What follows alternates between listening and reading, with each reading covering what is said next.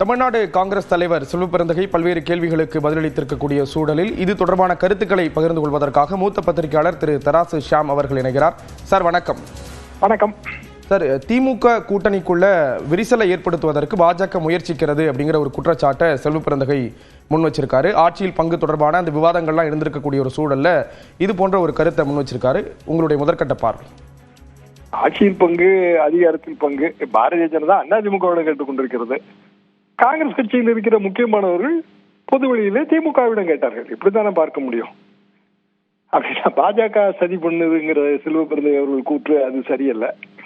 ஆட்சியில் பங்கு கேட்பதற்கு உரிமை இருக்கிறது, அது மறுக்க முடியாது. அதிக இடங்கள் பெறுவதற்கும் உரிமை இருக்கிறது. சிக்கல் என்னவென்றால் தமிழ்நாட்டு மாடல் அது அல்ல என்கிறார் முதலமைச்சர். கிட்டத்தட்ட 1967 இருந்து ஏன் 2006 காம்பினேஷன் இவங்க சொல்றாங்க? ஏன்னா 2006 விஜயகாந்த் புதிதாக கட்சி துவங்கினார். கட்சி துவங்கி வந்ததால் ஓட்டுகள் பிரிந்தன.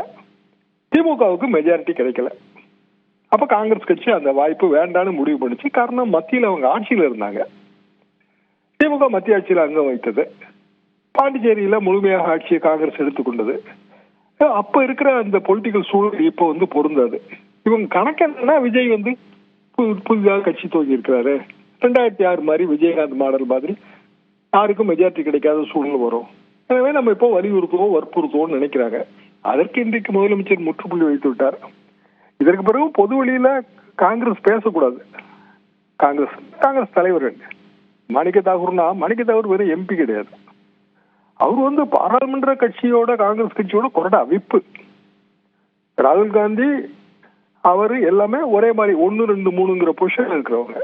அதனாலதான் அதுக்கு இவ்வளவு முக்கியத்துவம் கிடைக்குது. அப்படி என்றால் ராகுல் காந்தி இதை இன்றோட தலையிட்டு இதற்கு முற்றுப்புள்ளி வைக்க வேண்டும். இல்லையே இந்த விவாதம் வளர்ந்து கீழ்மட்டத்தில் பிரதிபலிக்கும் போது கூட்டணியோட வெற்றிக்கு அது குந்தகம் விளைவிக்கும்.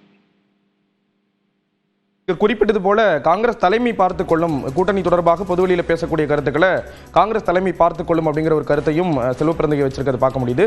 இணைப்பில் கருத்துக்களை பகிர்ந்து கொண்டதற்கு நன்றி திரு தராசு.